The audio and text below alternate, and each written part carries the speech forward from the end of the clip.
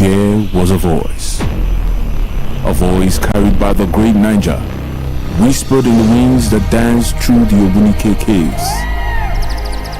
A voice that told the stories of kings, traders, warriors, and dreamers. That voice still speaks. That voice is us. Udala. We are Udala Radio, 104.7 FM. Seriously authentic.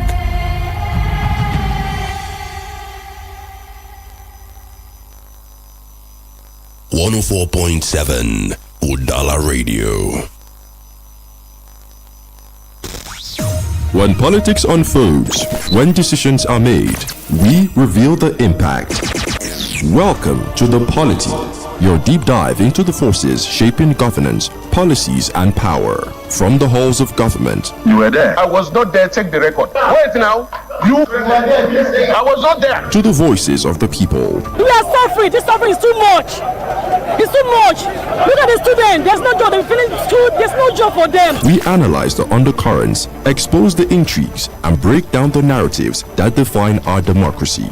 Dr. Olisa Mbeki delivering razor-sharp analysis, and Ebuka Franklin and Chisom on the question wheel, driving the conversation. We bring you the most compelling discussions on governance, policies, and power plays. Stay informed, stay engaged, stay ahead. The Polity, every weekdays at 9:15 a.m. Exclusive on Udala 104.7 FM Onitsha.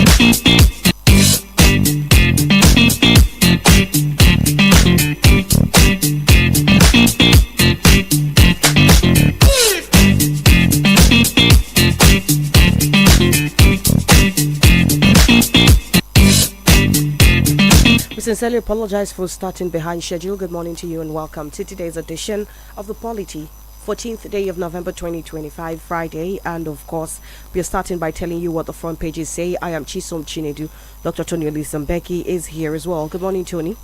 Good morning, Chisom Chinedu. Good morning, Nigerians. Good morning, the good people of Southeast. Good morning, Udala. Good morning, Indonesia. Good morning, Indosumo. Everywhere is It's always a pleasure to be here. Absolutely. It's always a pleasure. We all cannot do this without the power of God Almighty, who has made everything possible for us in our own eyes. We thank Him for everything He has been doing, and we are also encouraged by your support at all time to tell you what we know is the truth and nothing but the truth. Absolutely. We are starting with the front page of the Vanguard newspaper. The Punch is here, The Nation is here, and The Guardian is here as well. On the front page of the Vanguard newspaper, no religious persecution, genocide in Nigeria. Idris Tugar AU on page 5. PFN asks Trump to support Tinubu against insecurity, rejects military threat. Trump echoed what Nigerians of good conscience have been saying. That's from Peter Obi, the LP presidential candidate of 2023 and former Anambra State governor. AMCON officials and lawyers face alleged contempt charges for contravention of court orders. The rather here Bala Alade Lamidi Adahe Danamo served from 48 notice. This story is on page 27 of the Vanguard newspaper. Nigeria 4, Gabon 1. Oshime shoots Super Eagles past Gabon to meet Congo DRC in playoff final on Sunday on page 29. Tony, I'm very sure you saw that match. Of course I did. How did our boys do? It was a pretty, kind impressive. of, would I say, very impressive. There's no doubt. Because if you look at it, the entire minutes, we are talking about 120 minutes, because the Nigerian won the game at the extra time. but we allowed it to get into extra time. Chimen had the best of the chances, but he spilled it, and many were ready to really descend on him, to tear him to shreds. But he made quick amends, and then that amends defines how talismanic he is. He's one of the prolific strikers in the world, one of the superstars when it comes to the world of football, and he really did show that. So that tells you that we have Democratic Republic of Congo to play for. But I know yesterday Congo had Cameroon, and then they won Cameroon 1-0. And many were saying, thank God. But I was actually listening to sports enthusiasts and analysts. Many of them had preferred we face Cameroon at the playoff finals as against facing DR Congo. I don't know, but if you look at it, DR Congo seems to be a better team. But Cameroon can boast of some stars like Mbuemo of Manchester United and some other players like that. But the key thing remains that Congo is difficult to play, there's no doubt, because they will make the whole thing difficult for you. They play compact football. I watched their game last night, and to break their defense line is always difficult. And once they get any counter, they can score you and then block you from scoring.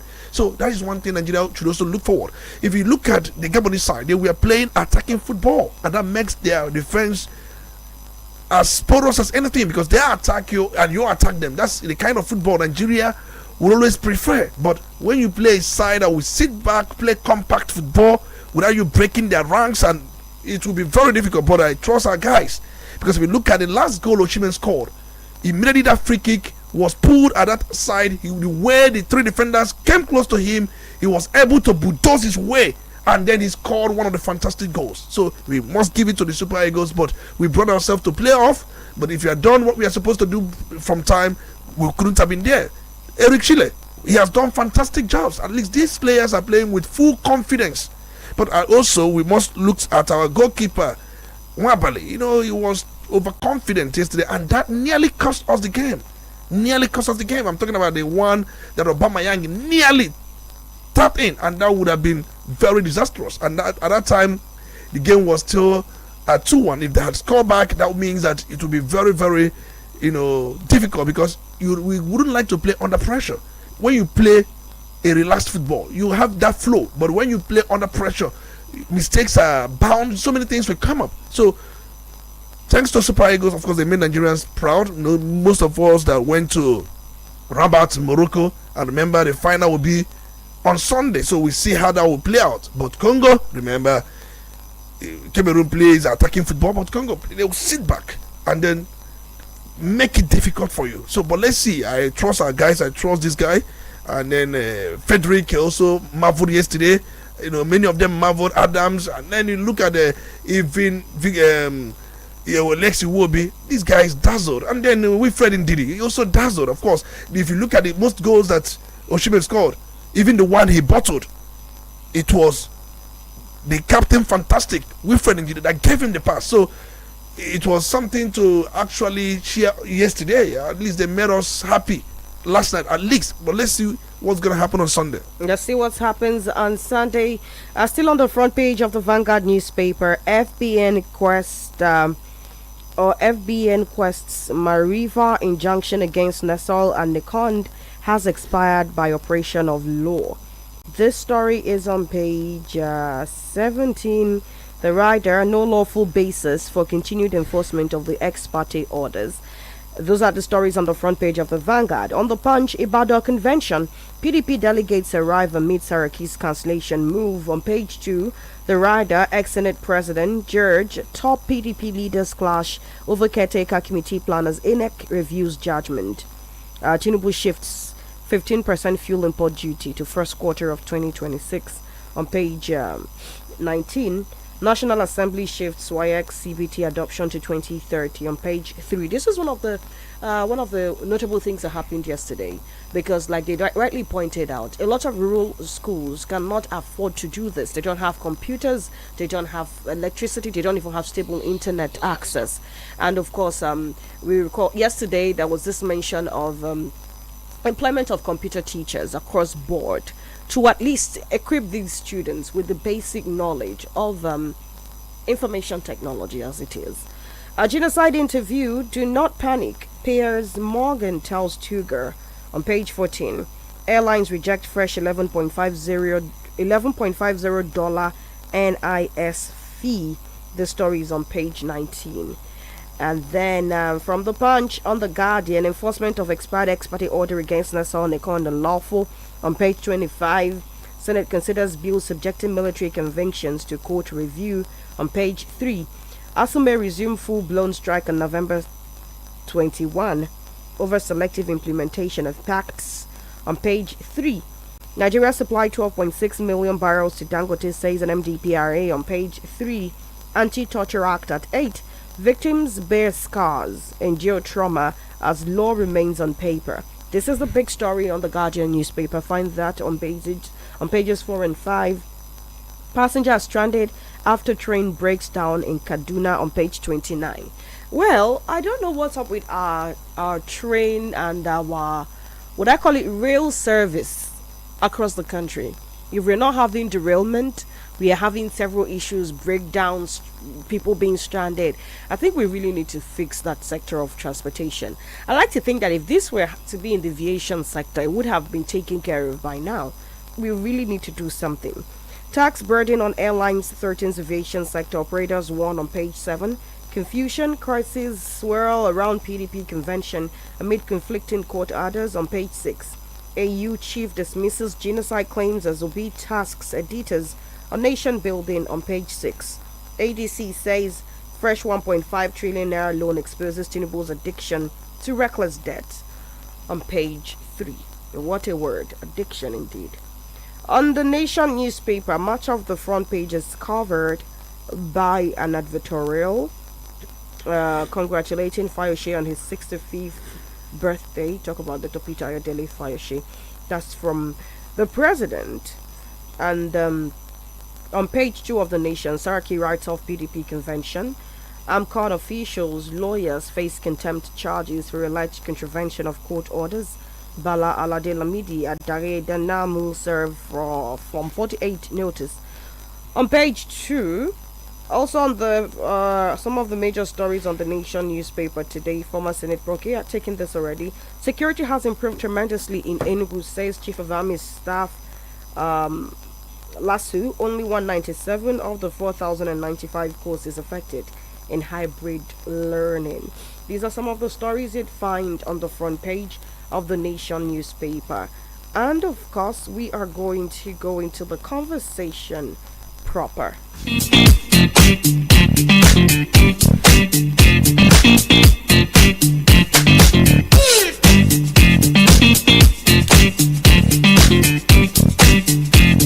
So yesterday actually, not only at night, it didn't happen at night exclusively.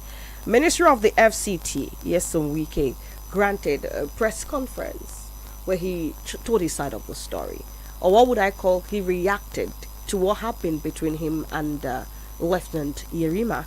And of course, I'm going to play part of some of the things he said. He spoke for over 37 minutes, and we cannot, exhaust all of it, but some of the things he said concerning what exactly transpired and how that eventually came to be. I mean, that incident with Yerima came to be contained in this audio. Did you also see the video yesterday, Tony, of tractors leaving, and some persons were saying, oh, they've defeated Wike's men and stuff like that? I'm not going to play that audio. I have the video, but I'm not going to play that audio because I think it was just someone, a faceless person running a commentary. And so who do you hold responsible for such? And I first apologize, this is quite a noisy one from the production. As a minister, government officials have been attacked. Government officials have been beaten up. Government officials, to the level of directorship, then I'm sitting in my office doing what? How will such officials carry out their functions again when they know their principal or their boss cannot protect them? Not as private individuals, as government officials. So many people have had problems. Chief Olusegun Obasanjo former general, former head of state, when a serving major general attacked the development control, I wrote a letter. The present chief of defense staff was chief of army staff then. I wrote a letter because that is a serving military officer. That if anything goes wrong, he's still under the authority, under the control of the military. When I came on board, before them, President Jonathan had awarded a contract to develop another city, which was close to the military, but awarded a contract, not to me. A federal council presided over by the CNC. Awarded. The contractor went there, he was just away. I wrote a letter. We met. The late chief of army staff, Alabangi, was there. The former chief of defense staff was there. These same ministers of defense, they were all there. We all met. I said, look, it is not good. This government and government. I mean, let's see how we can resolve this. I never one day, I respect institutions. And I know what it takes. Even as a governor, nobody no governor will say that they supported the military that more than me. So I know. But how do you see a private individual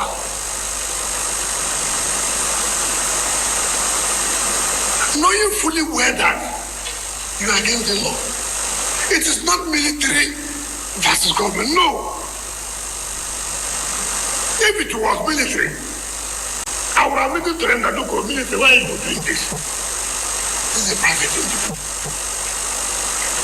Land was not allocated to him. Land was allocated to a company called Santos in 2007 for tax and recreation. They applied to the former minister for change of use. The minister refused.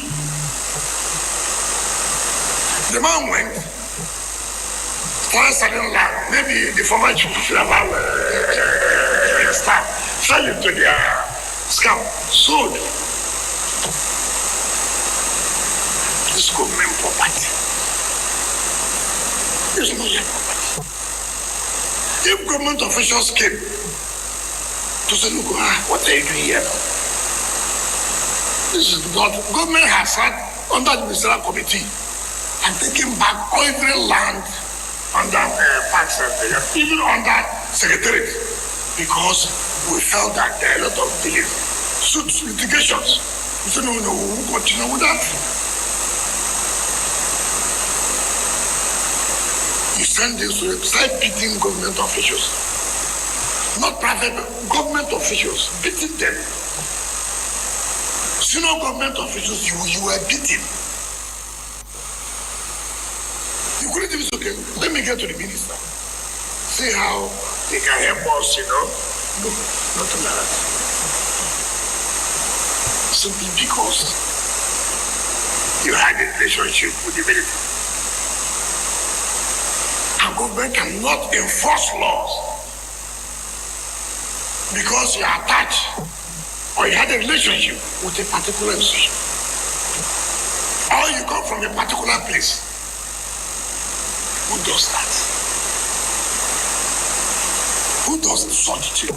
How will this country progress? Okay, so the part I am cutting it. He's asking how the country is going to progress with the way things are done, and of course he did state how it eventually got down to him coming down to that plot of or that property, and how the case has been on for quite some time. The government taking back all lands previously allocated for parks because there were a lot of litigations around them, and the government needed to do some proper checks.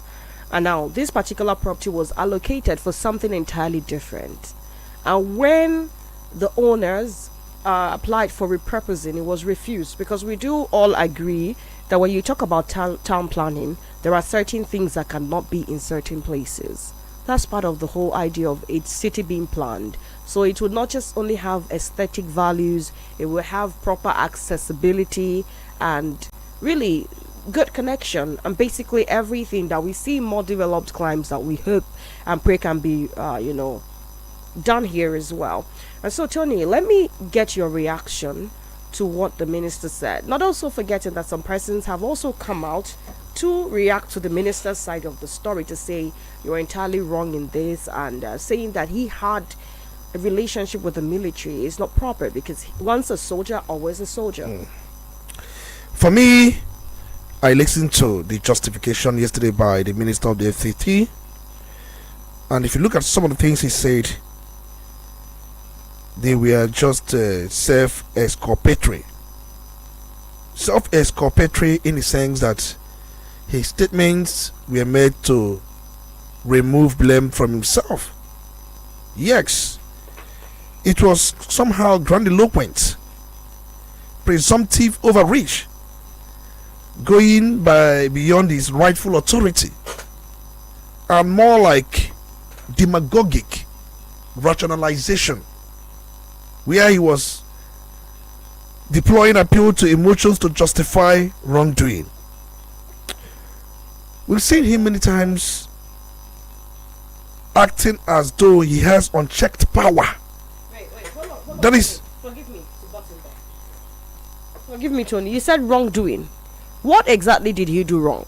Going there, or what he said when he was there? What he said when he was there. Okay, so I have always emphasized on that, because his statements to the young officer was authoritarian posturing. So, apart from that, remember I have said that is the only place he got it wrong. And one thing is, yes, he's the most hated politicians. He's the most hated politician in you this assume? No, assume from reactions. He's the most hated because of what happened in River State, because of what happened in PDP, because how PDP, these defections you see in PDP, he has a hand in all of this.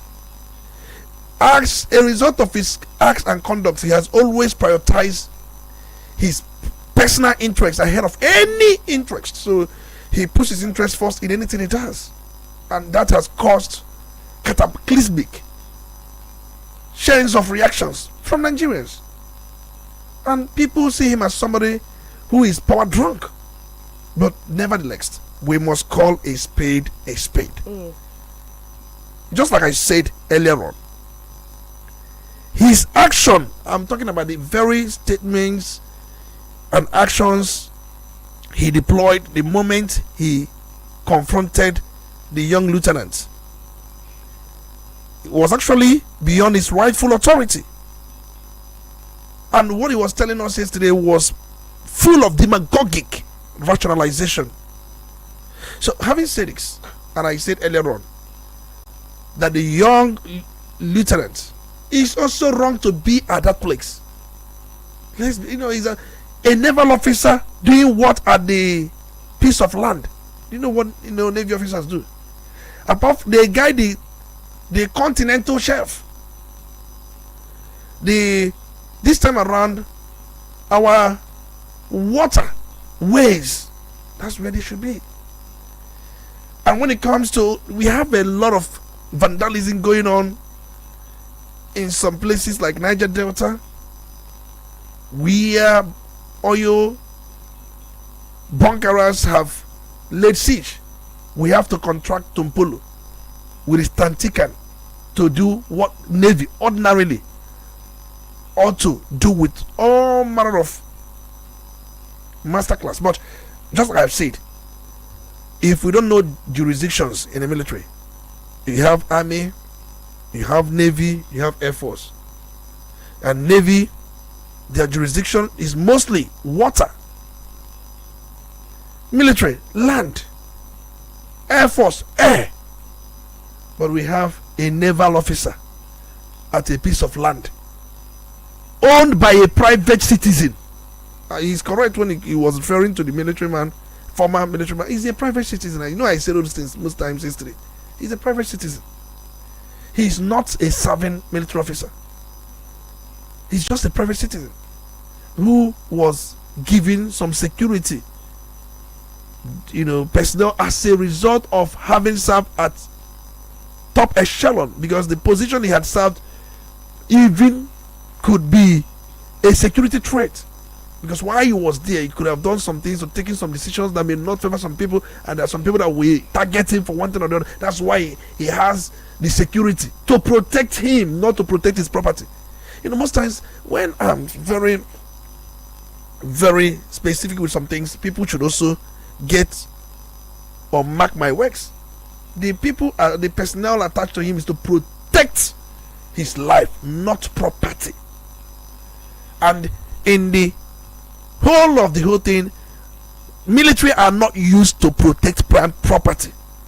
I explained these things yesterday, but some will twist it and say yes, but just like I said, Wike, for whatever you did that very place, you are completely wrong. No justification. Why would you call somebody a fool? If you talk to your children in such a manner, that does not mean you will talk to everybody in that way. Somebody, a serving officer of Nigeria Navy, before him, you are calling him a fool because probably you know what he's doing is wrong. Yes, I agree. They shouldn't have been in that place. But that does not also justify those lashes, verbal lashes you rendered on that very young man. It doesn't justify it. And for the fact you say that some directors were beaten, we don't have evidence of anybody being beaten. Can you give us evidence? Because at this moment, whatever you say must be supported by evidence. You can't just come on press briefing and start telling us that directors were beaten by these people. This was done, that was done. Where is the evidence? Nigeria is a country where if you don't depose evidence to any statement or to any issue, you are not telling the truth. So you are just trying to justify your action. Yes, you can inspect land.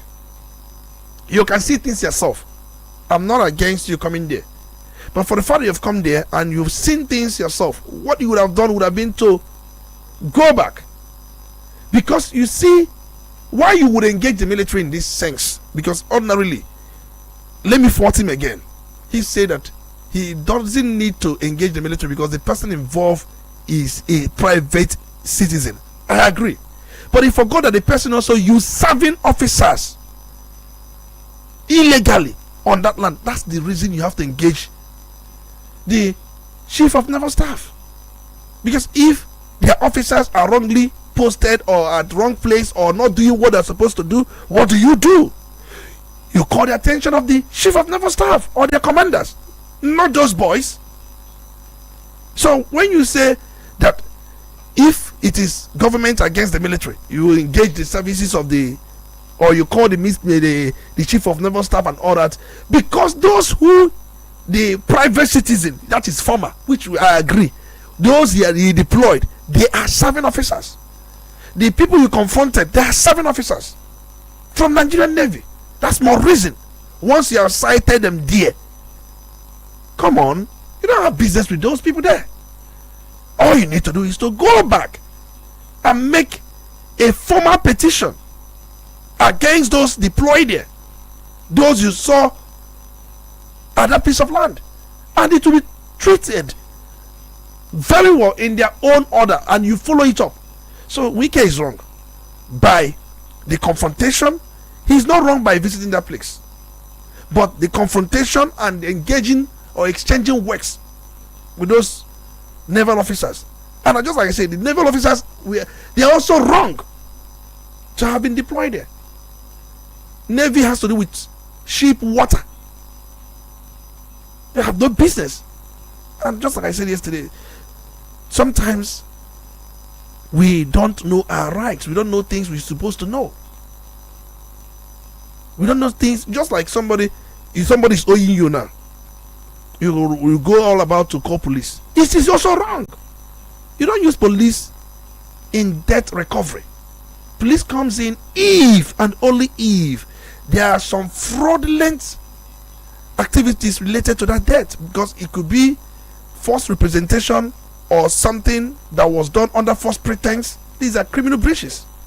That's at the point the police comes in. If the person had taken the money from you as a result of false presentation or any form of criminal activities just to extort the money from you, and possibly, but if the money was rightfully taken by the person who had borrowed it just to pay back, that's all. Why would you involve police?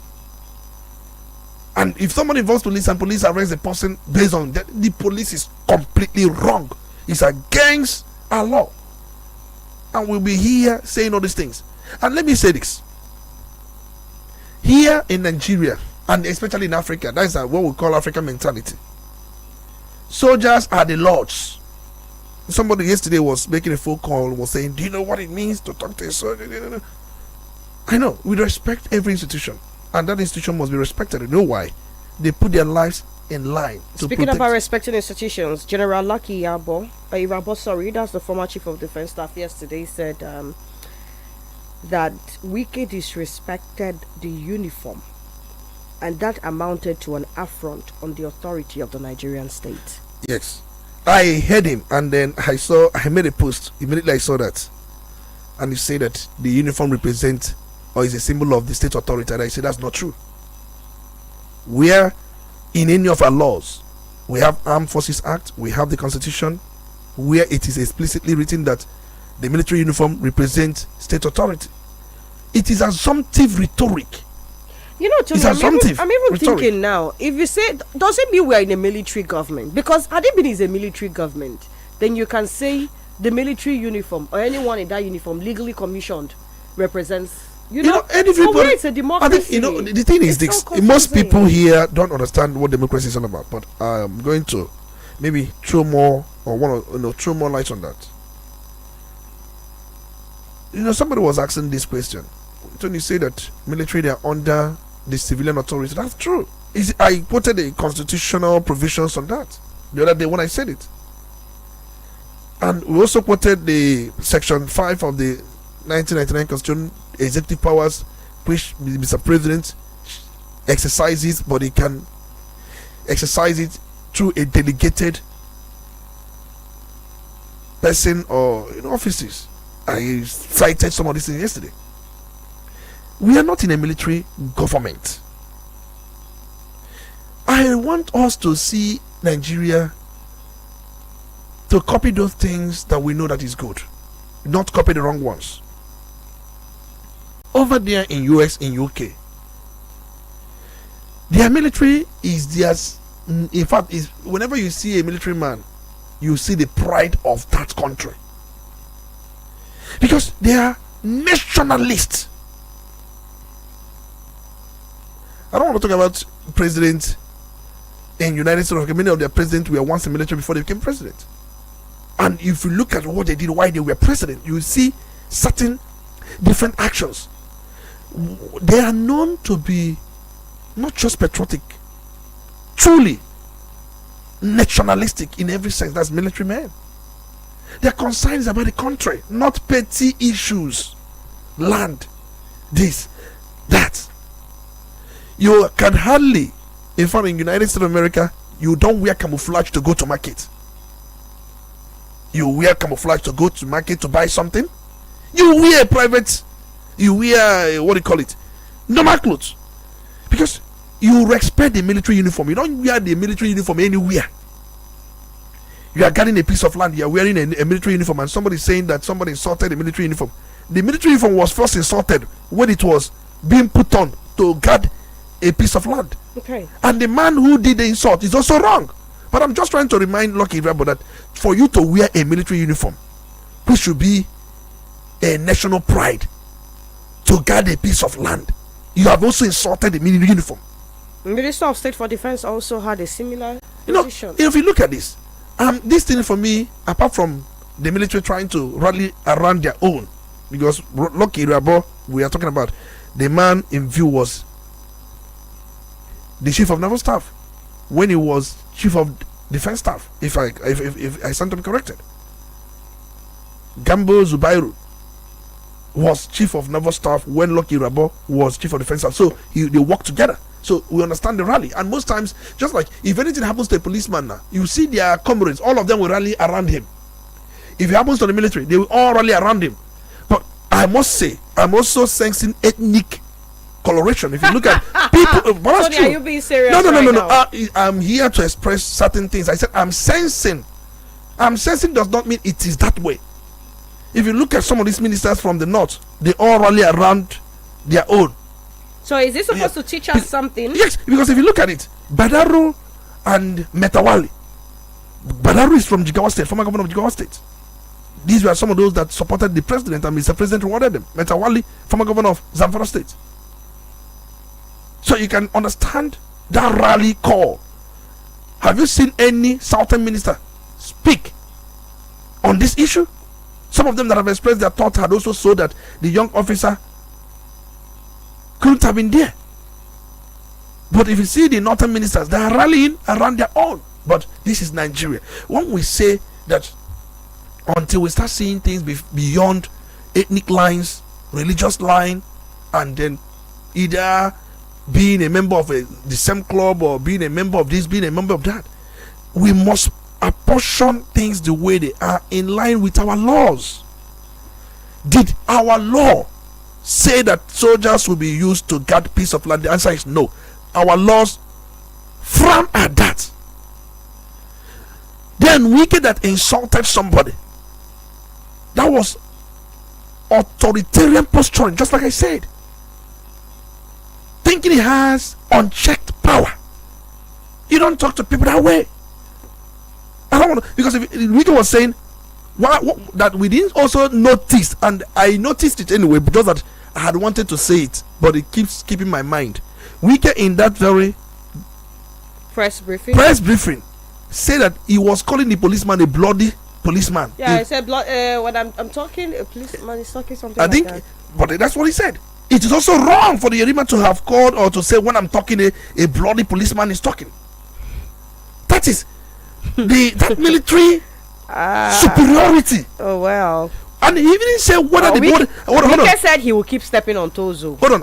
He did the Yerima, the naval officer, didn't even listen to know whether what the policeman was saying is true or not true. But we know that the policeman was siding Wike, and he felt. But the policeman also in that video tried some sort of forced entry. No, he was trying to break through there. You are talking about many policemen. The one he was talking about did not force entry. I know the one that forced, and the one that forced entry was the one on the left side of Wike. The one on the right side of Wike was the one that he was referring that if I'm talking, you are talking. So if you think that he shouldn't talk, because in other words, you are trying to say he should shut his mouth. And if he should shut his mouth because he's a policeman, and you, the military person, that is serving, will be talking. That is the whole shenanigan we are talking about. Where one entity believes that it's on top, others are on the ground. See, let's be real in this country. I have always said this thing. When I said that all of them at that incident, they were all wrong. I think I have explained it, because that very day I wanted to say this, but it keeps keeping my mind. But because I listened to the video, but it is not justification for Wike. Wike, you started this. Let's be real. As far as that confrontation is concerned, he started it.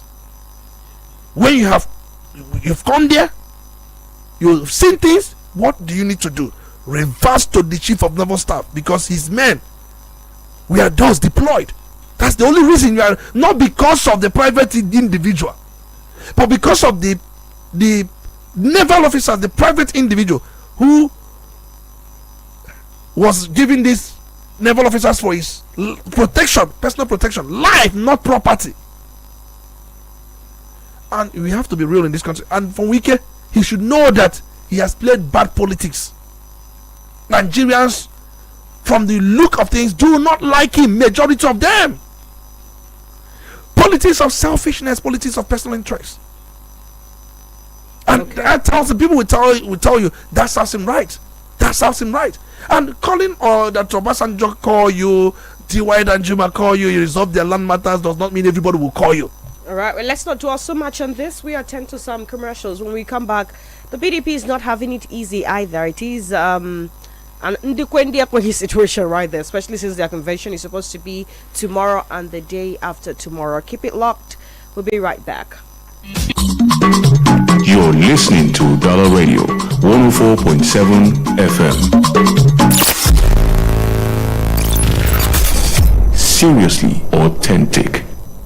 Praise the Lord! Children of God, it is time to sing praises unto the Lord our God, for He alone is worthy of our praise. The organizing committee of Unusual Praise Lagos and Onitsha specially brings to you Onitsha Unusual Praise 2025 Season 5. We have gathered again and again in God's worship before. This 2025, let's make it even bigger, grander, and better. Onitsha Unusual Praise 2025 theme: Bless the Lord, O my soul. Psalm 103 verse 1. Date: Friday 14th of November 2025. Venue: Basilica Square, Basilica of the Most Holy Trinity, Onitsha. Time: 5 p.m. till dawn. Ministering: Mr. M and Revelation, Chinru Doma, Ada Zion, Rosemary Chuku, Judunam, Fabian Wafo, Blessed Modesta, Avoma Kates, and many more. Onitsha Unusual Praise 2025. Join God's biggest worship east of the Niger.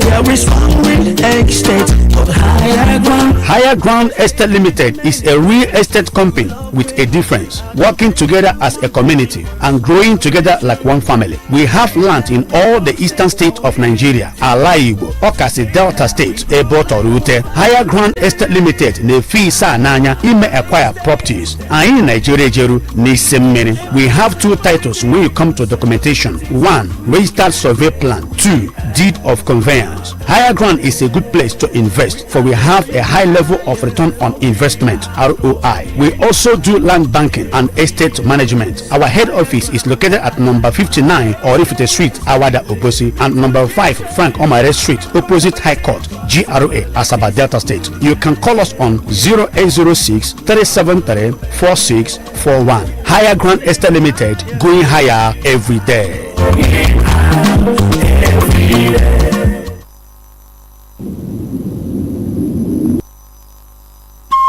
Udala Radio 104.7 FM. You're listening to the Polity. Get involved now.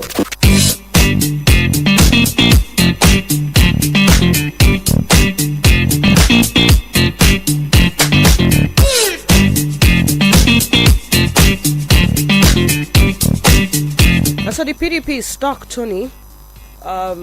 Legalities around the whether or not they should hold their convention, which is supposed to be between tomorrow and the day after tomorrow.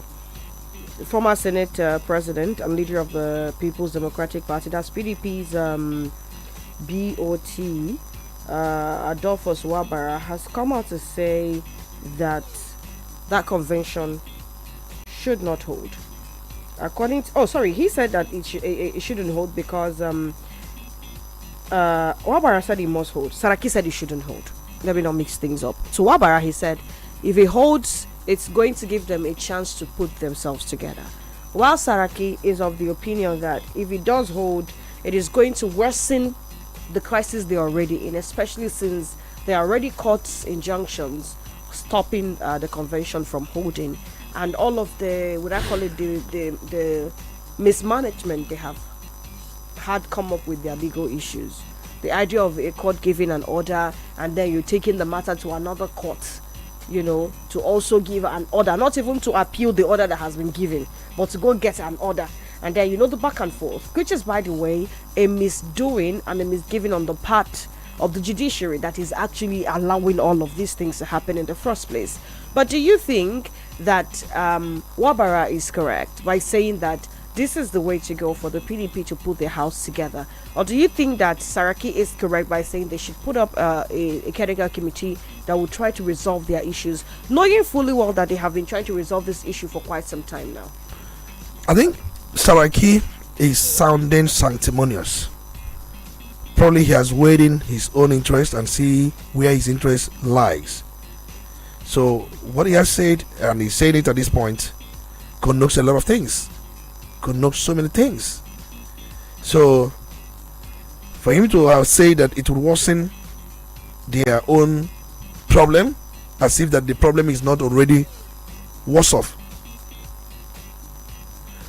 Just like I did say the other day, it is a full-blown political battle. It's a case of the survival of the fittest, and you are here trying to dress the ogo, trying to dress the political fight you have with someone like Mike. It's either Saraki has been compromised, or he has looked at the whole struggle at the long run. What shall I benefit, or what shall be my profit? So he's holier than thou, self-righteous, pious, pretending, hypocritically moralistic and priggish, smugly virtuous and pretentiously devout, or Pharisaic posturing will not in any way change anything. His sanctified acting, unsure, affectedly righteous and pseudo-pious acts he's trying to display at this point will just meet the big war. The battle is on. The soul of PDP, which has been sold, I don't know where it was, who the soul was sold to, either devil or whoever, is the issue here. If this elective convention comes up now, remember INEC recognizes this faction that wants to hold this convention, and INEC monitoring convention or not is not the issue. It does not invalidate the outcome of the convention. I've said it many times, and Supreme Court has also repeated that whether INEC monitors a primary convention and does not invalidate. Their role is more like supervisory. Their role is just to be there to watch, to monitor things, and possibly have a report. And whatever report they have against the convention must be challenged in court. So most times I've seen that it is this way. It is what it is. Ordinarily, for us to have different court orders tells you that it is all good, that it is a fight, it is a battle, and that actually am. So if you say let this convention not hold now, what it means that the other side may have upper hand and the time to do whatever they want to do. They have formed their own faction, and that faction is clearly defined. These are the people over time who are against PDP being independent. Weaker faction want PDP to be an offshoot of APC, to do whatever they can to also support the candidates of Mr. President come 2027. That's what they want, and they want to force their men to be in control. And Makinde on his own, possibly he's eyeing presidency.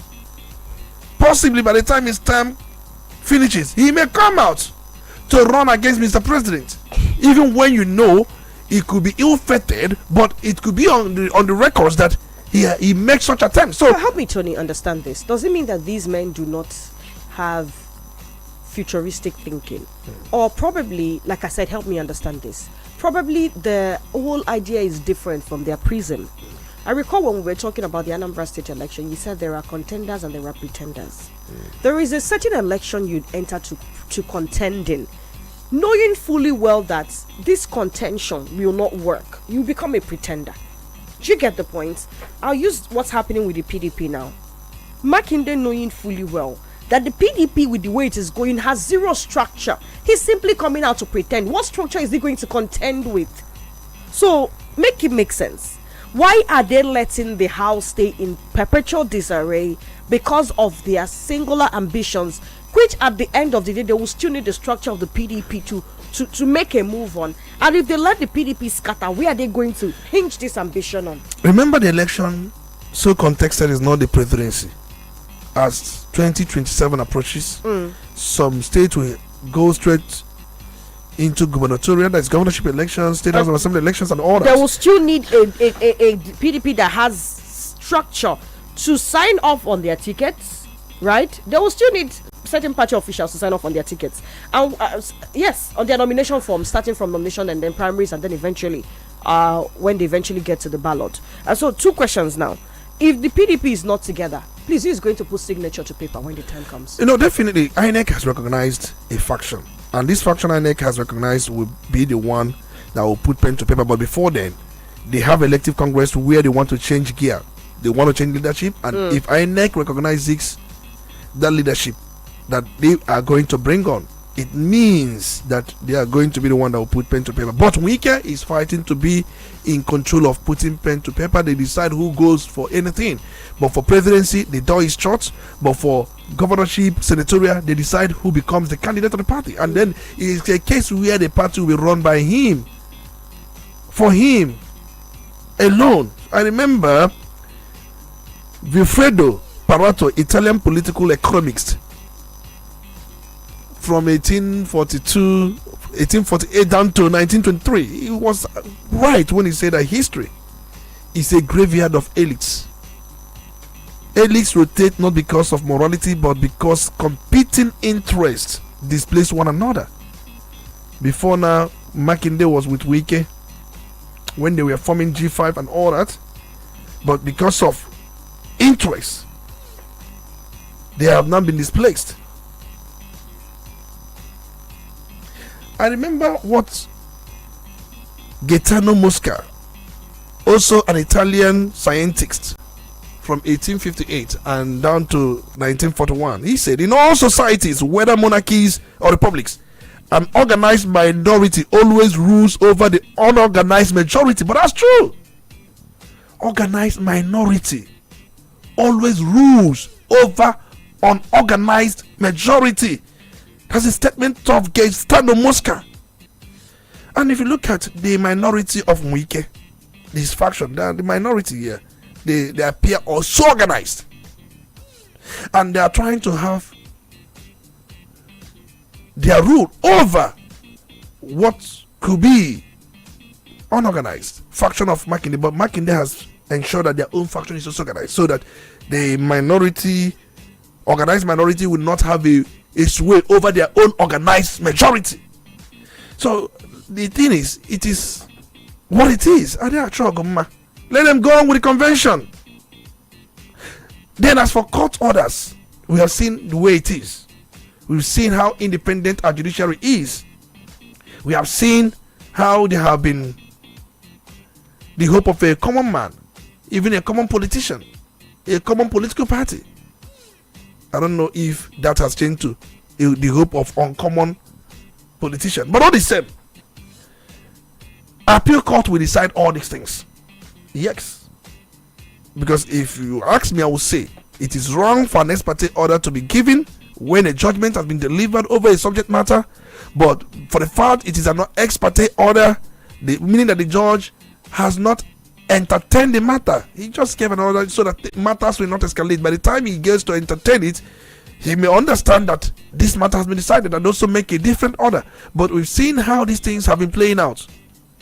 It is what it is. Let appeal court decide all these things, but we must say the truth at all times and say what is right and what is wrong.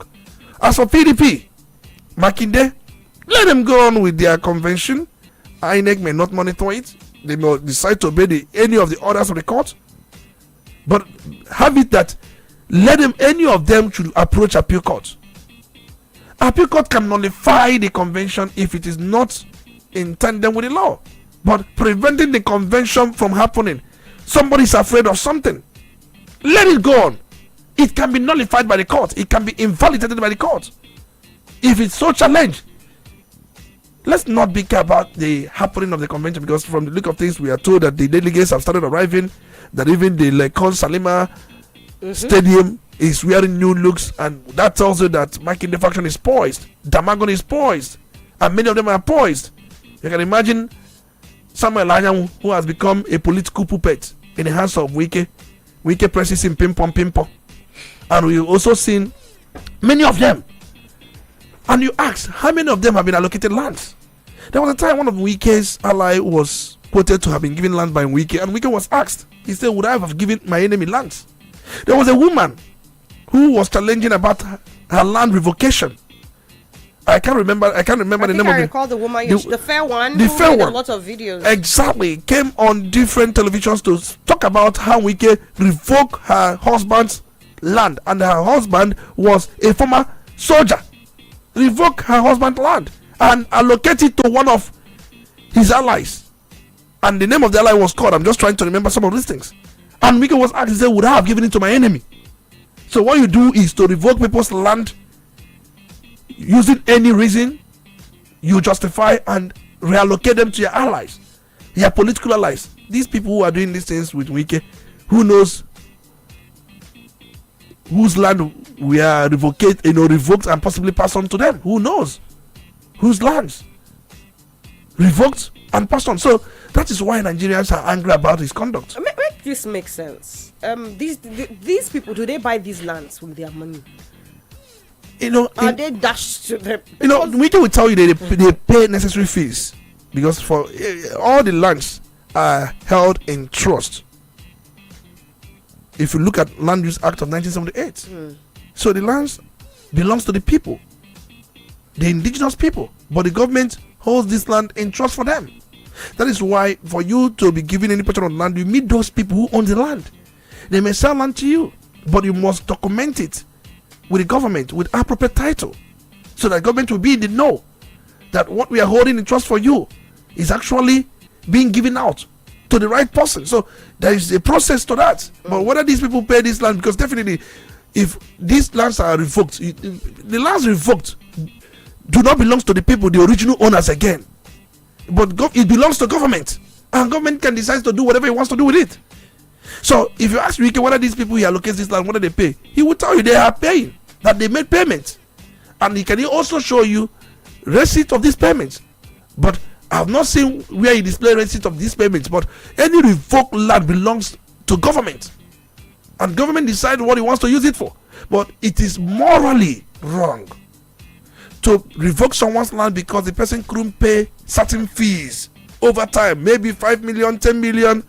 A land that works more than 200 million, because of 20 million, 30 million, or 10 million, or 5 million, or 6 million, you revoke such land, hold it back, and then resell it to another person. See, the truth remains that every law has a human face. There's no doubt.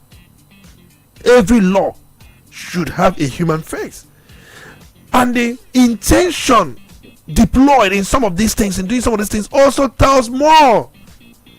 Perception is more powerful than reality. People don't understand that statement. Whatever people perceive you to be, their actions will be backed by that perception, not what is actually real. So that is why you will make sure that the way you are perceived by people is always on the positive note, because their actions will be backed by that perception. Oh, well, coming from a person, Tony, I mean, at a time when people would always tell you that as long as you are living your truth, what people think about you is immaterial. But hey, we're not going to dwell on this, all right? Especially with Wike being at the center of the conversation. We keep our fingers crossed. Adamawa State Governor, who is the chairman of the Convention Planning Committee, Madu Fintri for the PDP, has told us that the convention is going to hold. We've also learned that officials are already arriving in Ibadan. So tomorrow and next we monitor, and by Monday we'll let you know what eventually happened.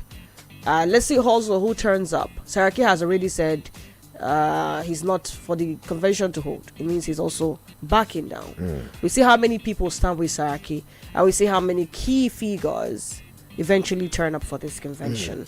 Until then, let's go to other federal matters. We are learning that the federal government, speaking about the federal government now, the president Bola Tinubu has shifted the 15% fuel import duty till the first quarter of 2026. This was actually supposed to become effective from January 2026, Abi. Exactly. So shifting it to the first quarter of 2026 leaves us with one question. Does it mean that by then we are going to have what's it called now? We're going to what's it called now?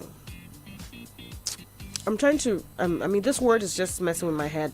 We're going to refining crude, right? We're going to have more refining going on here. It means that. Does it mean that by the time that this importation 15% tax comes on board, that we're going to be refining enough here to take care of home? Because at the end of the day, Tony, looking at it critically, if we are not refining enough, it means that we would still have to supplement with importation, and the people would have to bear the brunt. So what is the government willing to do in the 3 months shift that has been given to make sure that by the time we get to the end of Q1 of 2026 that we have more refining going on? We no longer depend on Dangote and a few other modular refineries. It's a very big question.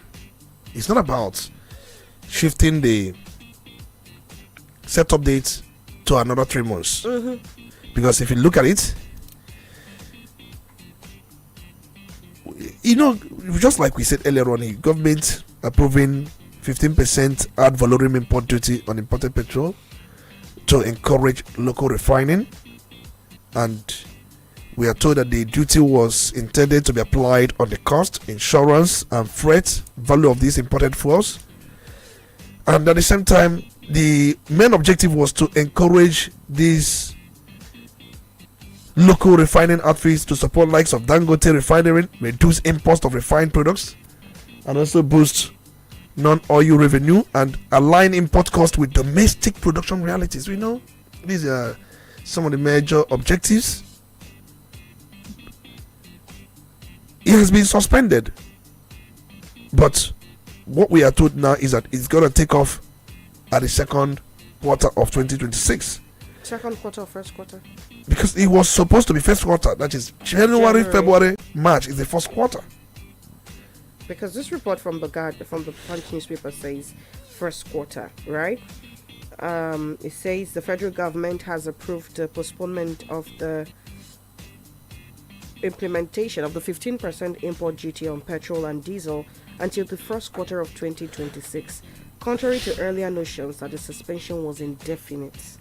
Because what we are told before was that the suspension was indefinite. January. Yes.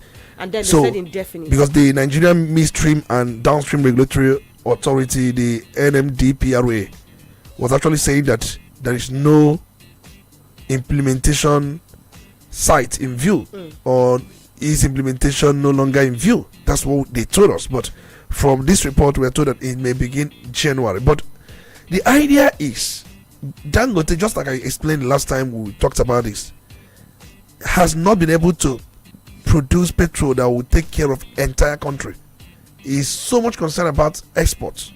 Why do we still have importation? Because these importations are to complement the one he has actually been refining locally. So until he does what is right, and not just him, because I wouldn't want a situation whereby we are implementing this 15% ad valorem tax just because of Dangote. We must make sure that our Warri, Port Harcourt refineries are working. Exactly. That is the essence. If we cannot put them together, please let's still suspend this 15% ad valorem tax, because it makes no sense. What it makes is that we are trying to empower monopoly, which everybody, every concerned person should be against. Make things work, then bring in this importation to discourage import. In fact, we don't even have the foreign reserve to come on with these importations. Anytime we import some of these things, we're actually using the dollars we have earned rightfully in a wrongful way. When you know things you can do here, you rely on import. It takes you nowhere. It is not a good business. It is not a good economics if you look at it. So I'm totally in support that these should be put on hold until we fix Port Harcourt and the Warri refineries. Let them at least come up to at least about 80% capacity or whatever it is. But the point remains that if we do this, we have just empowered monopoly. So we now dance to the whims and caprices of Dangote, which he has, of course, done what the government couldn't do. And we know why things are the way they are, because some of these people who are in government are the ones sabotaging all these things. They have their private businesses. They will suffocate the one of the government by laws to allow their own breeds, to allow their own develops. So if you do this, because the price of petrol will go as high as 1,000 plus, Nigerians wouldn't want that. And we rely so much on importation to complement what Dangote is giving. Dangote is not giving us the 50 million liters we use per day. He's not giving us that. From the reports, from the records, I was told that he gives about 30 or 25 million liters, which is far off from the average of between 45 to 50 million liters we use. It takes us back to what the federal government is doing. What are we having what's happening to our refineries? Is it not even a shame that up until now we are talking privatization here, privatization there? All the monies that we have sunk into making these refineries work in the past years, the deception from the Buhari administration that told us that I think the Port Harcourt refinery or Warri refinery were working before he left office. This is where we are. What is happening? The more you look, the less you see. That's what government has turned to be. The more you look, the less you see. You know, I remember those days. We are told that, we don't enter any vehicle that you see ambulance. But these days, who cares? The truth remains that if an SMB is in the arrow, the odor which a he-goat exudes lies, or the causative issues lies in his body. The point I'm trying to make is we are a country that cannot fix its refinery. It has defied different successive governments. Big shame. We are a country that cannot fix electricity. It has defied different successive governments. It's a shame. We are a country that cannot even make a Jogute steel company to work. It has defied different successive governments, and I can go on to list many of them. Many of them, there are things that are paramount we cannot solve. We are the same country that cannot even fight terrorism. We've been fighting since 2009. It's still where it is. So if you look at these things, who is deceiving who? Fighting terrorism ad infinitum. Couldn't fix electricity in secularum. Couldn't even deal with the issue of Ajokuta State Government and even our refineries. These are things that are beyond differences. They come in and they couldn't do anything. That tells you how weak, how fragile, how feeble the institutional fabrics are. They are more like ashes. They are more like dust. Nothing works. President comes and leaves. Now nothing is still the way it is. And we say we are serious.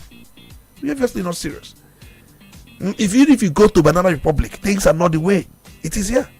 Yeah, that's really sad, Tony. If you go to Banana Republic, things are not the way.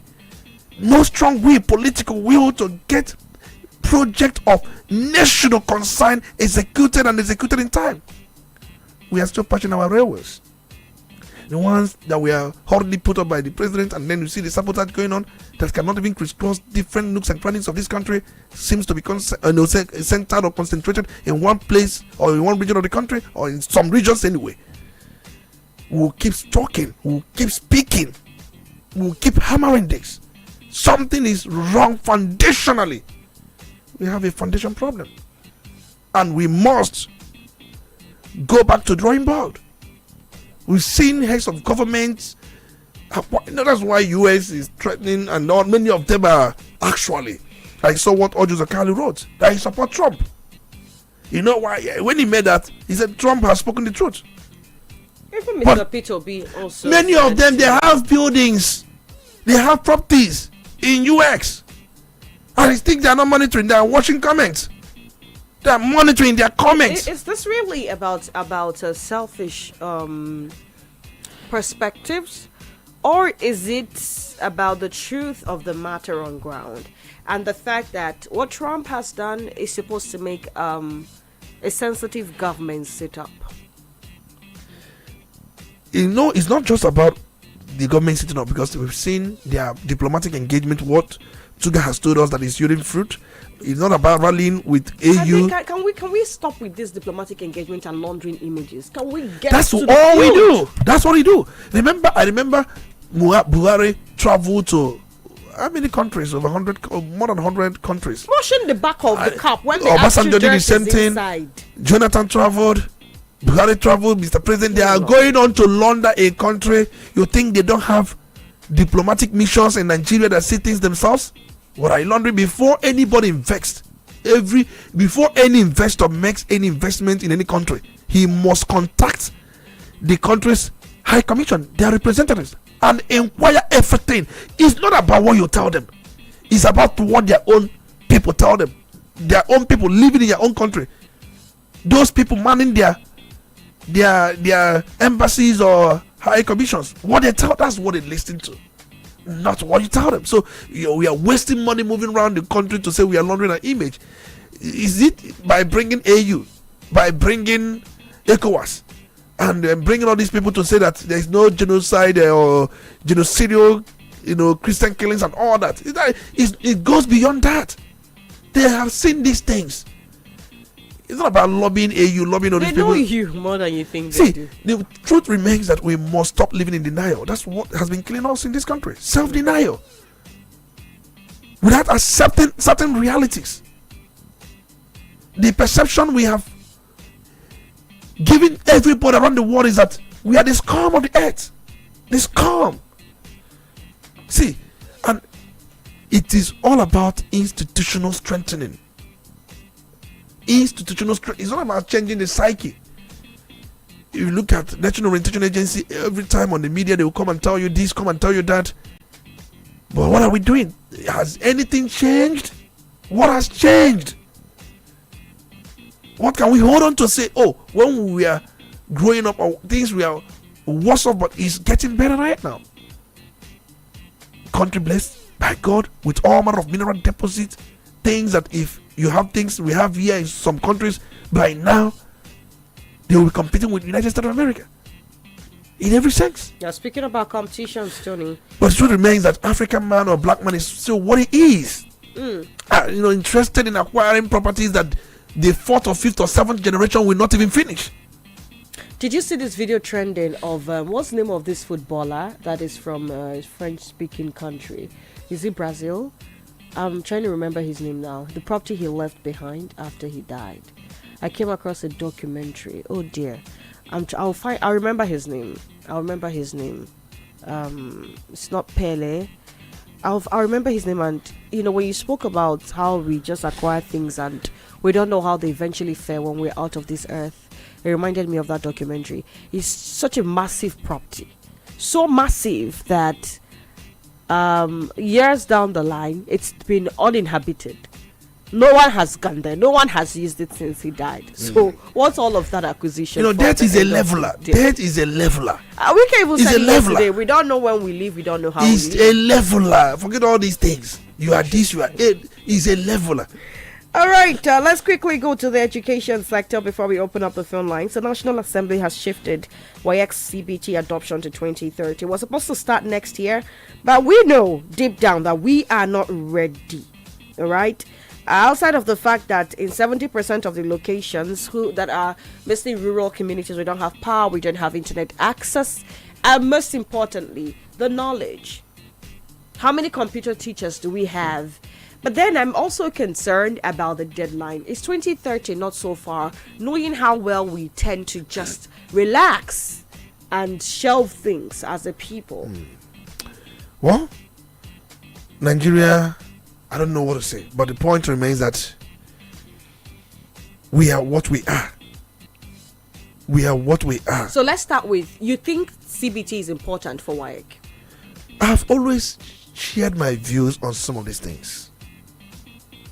You can't be left behind. Absolutely. You cannot. When our Josakal introduced that bill on what they call it, solar powered vehicles, these are things that many countries have done. I was saying, the first we need to do is to make sure that we stop bringing in Tokumbo. If not for Tokumbo vehicles, how many people can afford that? Is the point. That is the point. And even coupled in Nigerian cars are not affordable. That is what I'm saying. People who are able to do one thing or the other. What is car in United States of America if you're a worker? If you're a worker working in any firm and you need a car, you have a lot of credit. The deductions will be made from your salary. Look at what's happening. It's not even a problem. Education a system that works. Let's not even bother about that. It's so in many countries, even in Africa, even in South Africa, even in Egypt. So the point I'm trying to make is CBT is good. You know, I have always loved ICT. I love ICT so much. It has made things very easy. I'm a fan of, because so do you think 2030 is too far off for us to it depends working on the infrastructure we put on the ground. If you want to do it in 2027, we can still do it. 2 years is enough to put the requisite infrastructure. So you think we'll push it further and then get to for work me, 2030 is too far. If we make it 2027, we work towards putting in those infrastructure.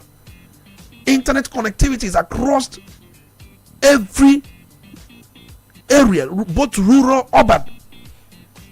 Because the idea is, by the time you remove human contact in so many things, you have reduced a number of anomalies. Absolutely. Even I've called so in our elections. Why can't we say 2027 election will be totally digitized, allowing people a space to even vote electronically, and also bringing in diasporian that have been remitting close to 30, I don't know, the least the last I checked, because Africa in general remits about $30-something billion yearly foreign remittances. That's Africa. Diaspora remittances. Foreign remittances. But in Nigeria takes the lion's share. We are told that, as at last I checked, Nigeria gets almost more than half of that very figure, about $17 billion. As against $30 billion generally for the entire Africa. Nigeria $17 billion as foreign remittances. So if we can bring all that money home, we can also bring our votes home. Definitely, that's the point. And you can only do so by bringing in technology. They can be there simply with proper accreditation, proper screening, proper coding and encoding. They get to vote because they're bringing their money. Internet access. To get a driver's license, they try to digitize it and it's been a mess. They keep telling you, oh, do we have access to these people's website and all of those? It tells us that there is a lot to be done in the ICT segment. And now let's look at the persons in charge. Are they deserving of those positions? And are they doing anything? You know, if you ask me, because I've gone around the world, technology is what is ruling the world as we speak now. A lot of things are moving us from manual to technology. That's we what have it a is. new minister in charge of science and technology. That's the son Ude.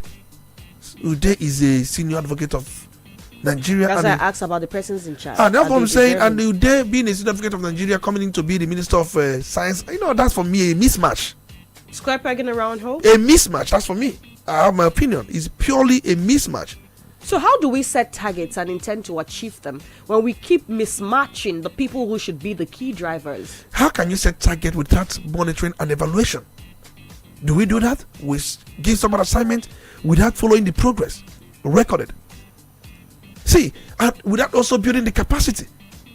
There are so many things going wrong. I can always tell you that. But one thing you should also understand that we have seen many people gone for training. Most of these military officers, you see them, they go to training. In fact, even Yerima, as we see, before you know it, to be sent on any training, either at where they have gone for training. And if they go for training, then I want them to ask them, do they go and guide a private property? Let's not go back to Yerima. No, my dear, see, everything seems to be a cruise in this country, and people accept it. Let's go on a commercial break now. When we come back, we open up the phone lines. Still the Polity on Udala Radio 104.7 FM. Do stay.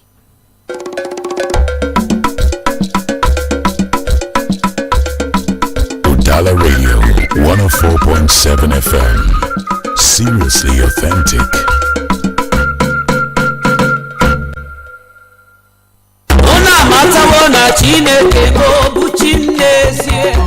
ndị be anyị oge ahụ akara aka erukwala n'ọzọ o. Ndị otu na-achịkọba Unusual Praise na Lagos nakwa Onitsha na-ewetakwara gị Onitsha Unusual Praise 2025 agba nke ise. Isiokwu ya bụ mkpụrụ obi m todi nwenu m, abụ ọma isi nke 103 amaokwu nke mbụ. Dịka anyị si gbakọbue n'afọ ndị gara aga ito Chineke, n'afọ abụ 2025 anyị niile ga-agbakọkwa ọzọ n'ụzọ pụrụ iche wee too Chineke nke ukwuu. Ọ ga-adị ụbọchị Friday abalị 14 nke ọnwa November afọ abụ 2025 n'ogige Basilica Square, Basilica of the Most Holy Trinity Onitsha, bidoro elekere 5 nke uhuruchi wee ruwe na chi ọbụbọ. Ndị egwu Chineke dị iche iche dịka Mr. M and Revelation, Chinyere Udoma, Ada Zion, Rosemary Chukwu, Jude Nnam, Fabian Nwafọ, Blessed Modesta, Aboma Kiss nakwa ọtụtụ ndị ọzọ ga-anọ ebe ahụ. Sonyere anyị ka anyị niile too Chineke.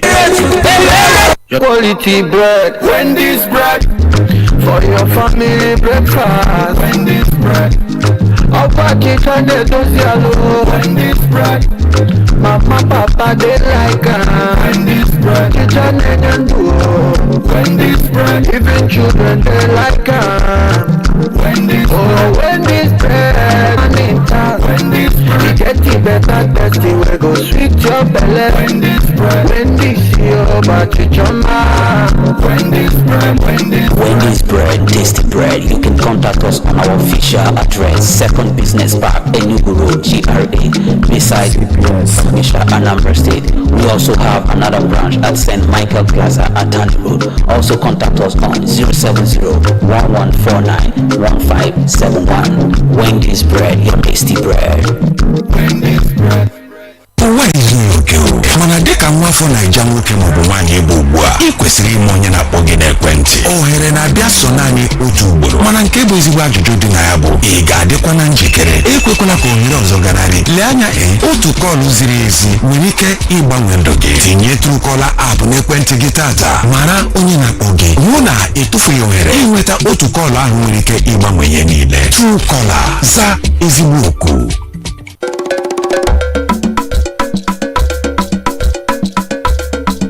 Udala Radio 104.7 FM.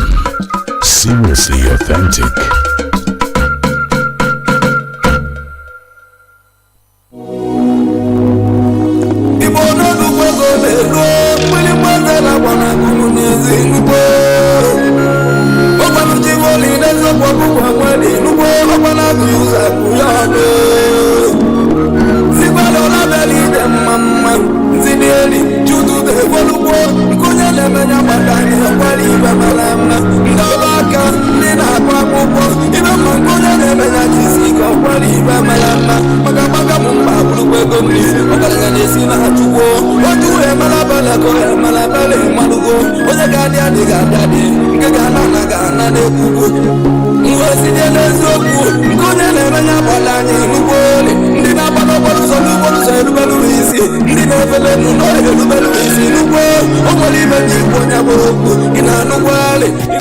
You're listening to the Polity. Get involved now.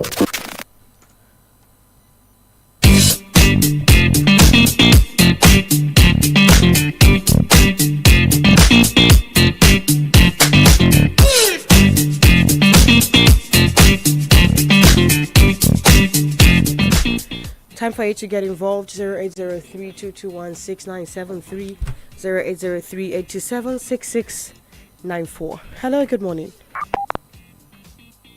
Good morning. Good morning. What's your name? Where are you calling us from? Yeah. Honorable Denzel Mayor, Ukulolo Chindo, na Umwezene Gawudan Road, calling from Awada. Can I go on? Yes, please go ahead. You have a minute. Yes, my speaker, Olisa Mbeki, I thank you for your analysis. Because we just did justice to all the headlines. What I want to say in earnest is that we can trying to defend himself is uncalled for. In fact, I've said it like I said, all of them are in the wrong perception of what they did. And I think now what they need to do is to apologize for Nigeria. Some minister of the Federal Republic of Nigeria calling from you are a fool, you did this, you did that. Like so many Olisa Mbeki, that he should have called the senior officer that man, speak with him. The man will direct on what to do. Then even if the man did not comply, then he has another way, like Olisa Mbeki said the other day, either approach court. And I want to say it categorically clear. When this type of thing happens, we can have no right, even. He has no right to do what he did. He should have approached court. Simple. and the court will give order to go and revoke the land. But he just did this because he felt he has power. He's working with the president. You know, he's going about the affairs of this country. It's uncalled for. So it's high time even the military called themselves to order. Like the military is sending a military man to go and man land. It is not called for. Even here we are living in Awada. We are near barrack. If you have a small problem with somebody, you will go to the barrack and an army officer like somebody did. Two people were fighting. I tried to separate them. The army son, which can call army for me. I bet with the other thing, I told him if you don't leave my house here, I will tag you a criminal and I will tag you a kidnapper. He said what I said. I said you can't do anything. You have no right to come to Awada to arrest me. The guy was letting go to the police. And he left. That shows that they know their jurisdiction of work. All right. So I want to call everybody to order, please. Thank you. Thank you for your contribution. Just to let you know that we're also live on Facebook. It's at Udala Radio 104.7 FM. Let's hear what you have to say. Hello, good morning. Yes, good morning. Hello. Good morning. Wonderful morning to you, Chisom Chinedu. Good morning. Olisa Mbeki, good morning. Honorable Dick, I'm reaching you from Onitsha. Go ahead, please. Let me just say that this young officer, to me, I think the young officer is well trained. Not just only from the military, but also from the home. His comportment is something else. His response, extraordinary. You know, most times the news in Nigeria is so bizarre. So DK, even calling a police even calling a police a bloody police, talking when I'm talking, is part of the training given to him in his family. Oh well. Okay, it's part of the training. Was referring to the police. The police shouldn't talk to a military officer. Are you getting it? You know, they have this within them. But when you look at his response to the FCT minister, he accorded him all the respect. So the police should have not intervened in the first place. He would have allowed the FCT minister to continue the ongoing conversation which Nigerians is enjoying. You can see when the FCT minister called him a fool, he said, no sir, I'm not a fool. Do you know the law school I went to, a little boy like you? The officer responded, I have integrity. So I think the officer today is being celebrated. Yes, on weekend to me, shouldn't be. And when you talk to an officer who is on his official uniform, do you know that he's referring to the armed forces as fools? You know, that's what because the man is on military duty. So you can't just call an officer a fool. You are referring it into your president as a fool because he's the commander-in-chief of the armed forces. So yes, on weekend, I think by his age should be around the early 50s or late 50s. And this young officer should be late 20s or early 30s. But you look at the comportment of the young officer, you find out that that's why the likes of Falana is saying that he needs to apologize to this officer. If you talk to everybody that way, you don't just talk to a man in uniform in that manner. Now think of a situation that if this officer is a trigger-happy military officer, because I don't like. I hate Biapalo discussion, please. Okay. This is pure Biapalo discussion, please. I hate it. You don't make Biapalo discussion, please. Let's make informed discussion. We are not in Biapalo. Which one is if the officer is a trigger happy? Should he be? Why should he be there in that first place? And then he say, "No, please, let's cut all these things. I don't like all this Biapalo discussion. We are here to educate the public. You don't just say things you think is right. We are here to educate the public based on what the law says. Everybody should talk about what the law says." Is that the right thing? What do you say? You did it well. What do you say? Like you condemned it. You condemned we kept calling the young officer. Of course I did. And also condemn the young officer for being there, for being on illegal duty, and also for talking to policeman the way he talked. That has been the stock in trade in Nigeria. I don't know. For the fact it is stock in trade, that's why we are here to make it not to be a stock in trade. The military in the first place is not where they are. A naval officer doing land business. Doing land business. Now, please. Okay. Some of these things are very irritating. And then we should continue celebrating it. We are totally out of time. I have to let you go now. Assuming that you request the way we can respond to him. What is his question?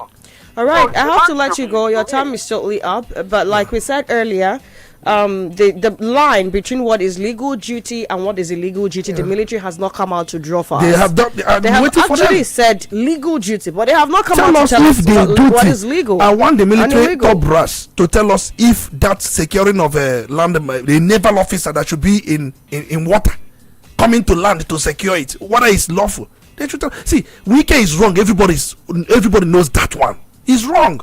But let's be anchored our argument on law, not whatever we think is right. Hello, good morning. Yes, good morning. Josh, calling from Asaba. Let's hear you, Josh. Talking about PDP, I would say that let PDP go ahead to do their conversion. If ever is going to fall, let ever fall. Let them do their conversion and let us see the dictation in court. Heaven and fall. Let court, the same court that will tell them to go and do their own party affair, that they don't have any right to look into the party. Let them come out at the end to tell us why are they giving those order that the conversion took place. So sadly, we will learn more about the laws of Nigeria, because it look like today you will see a different law, next time you see a different law. So let them go ahead. So I would love at the end of the day how the litigation is going to go on in court. At least, so let them not be discouraged. If INEC let INEC don't come. But if they can go do their conversion, have a new successful chairman of PDP. That would be a nice one. So let us see if Wike and Iko will go ahead and go and do their own conversion in a different date. We now know that we have a two PDP, official two PDP in Nigeria, two political parties that are called PDP in Nigeria. So let them go ahead.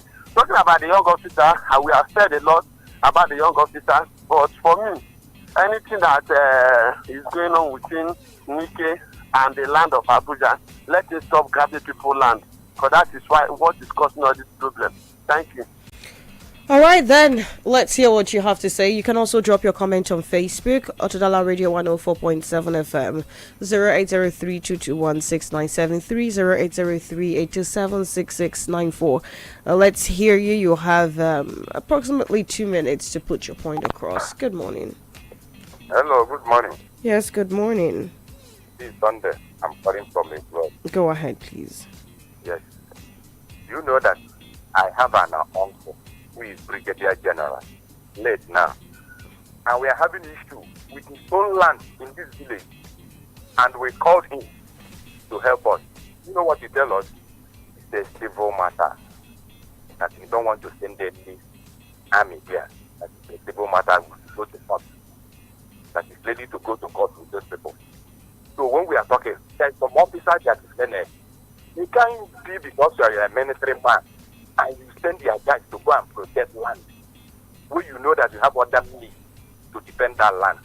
And some people are coming, yes, according to your narrative, I said it because I had the experience. The whole Brigadier General, which all of us have hope upon, that he will bring soldiers to deal with those men. And what he told us is a simple matter. It's a court issue that we should go to court. He's ready to go to court with them. I was so surprised. Do you know that I'm so bitter to him till he died? Why would we say so? Because my aim is that time to bring soldiers down from here and chase out all those people. Everybody will run away. So that is to tell me that those man that sent those guys here is very wrong.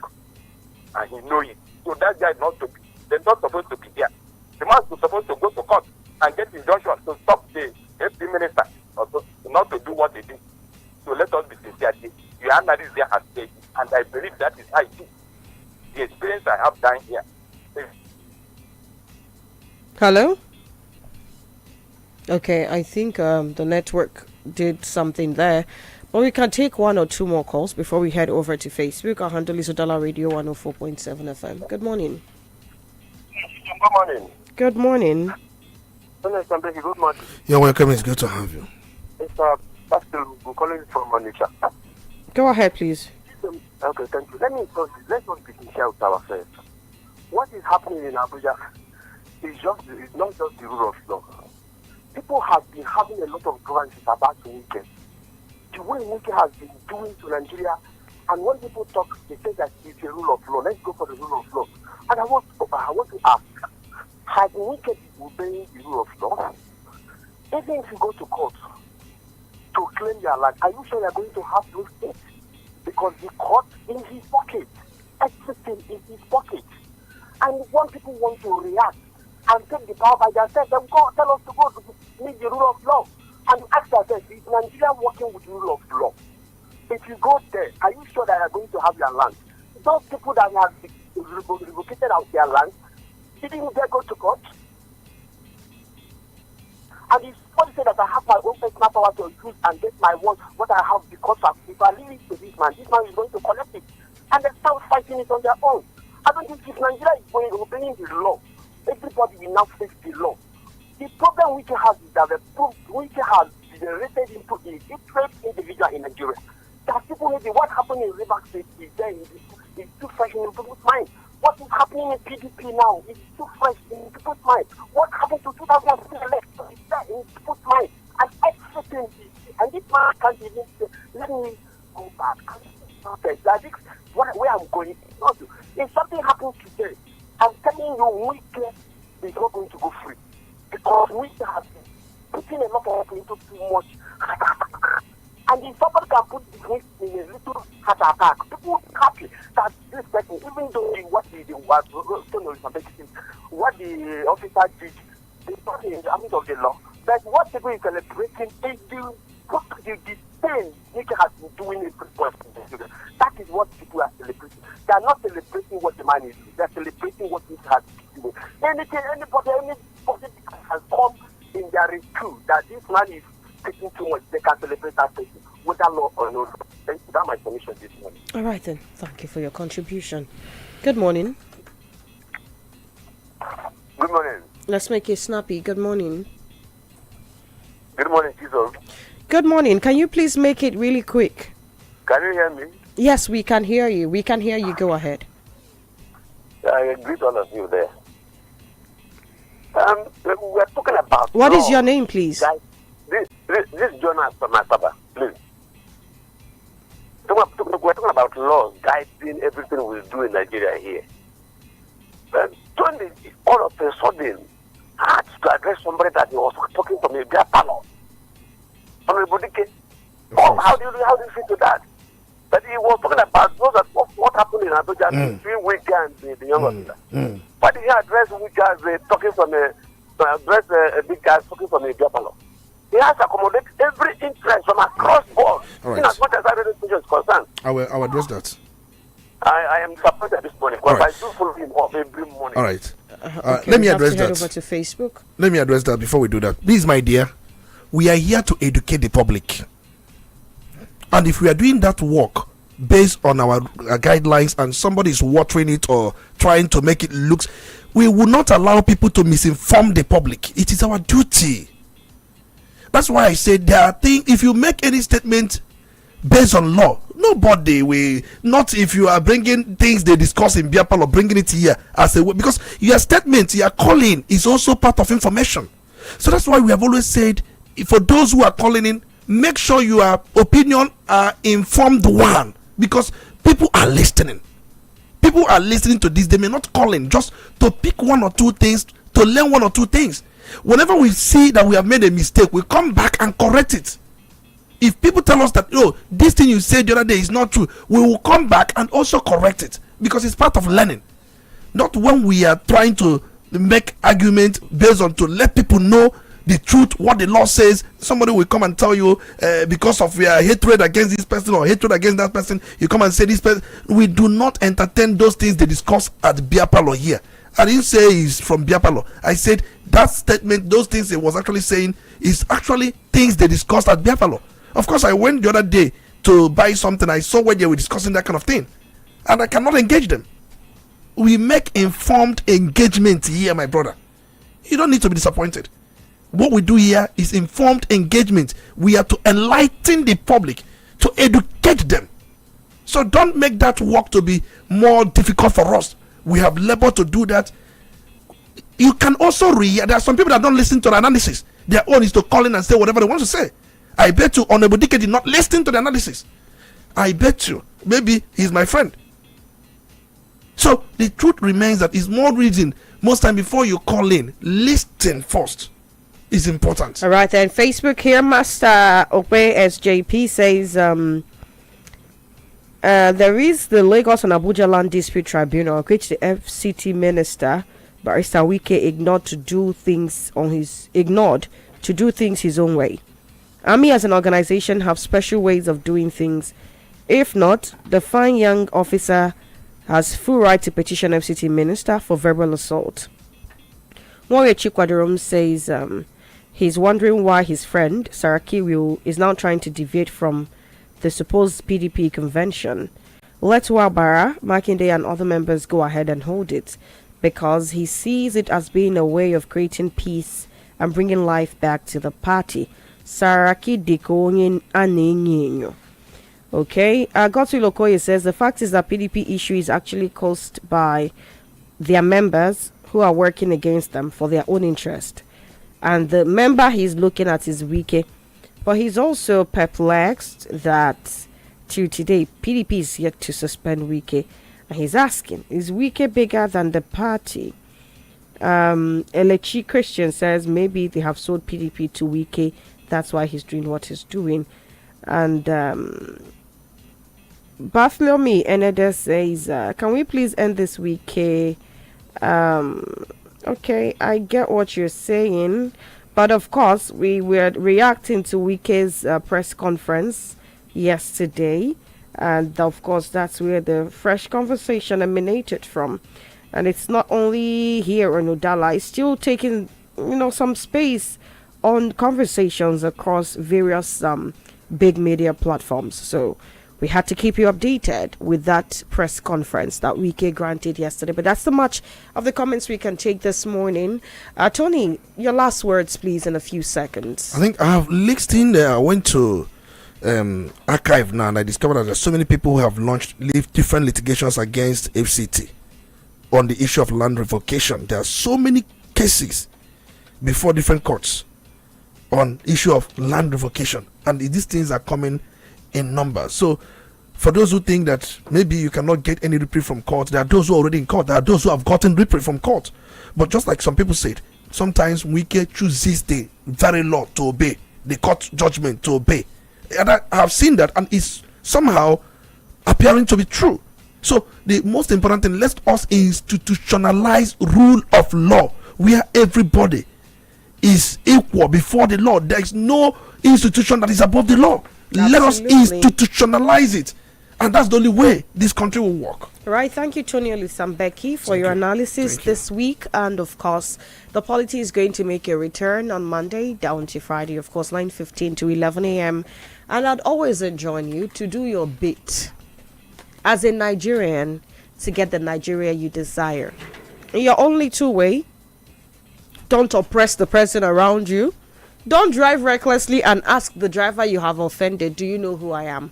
So while you criticize Wike, you do not also go about embodying the same characters that you embody, unless you want to actually prove Fowles right when he said everybody is a hypocrite.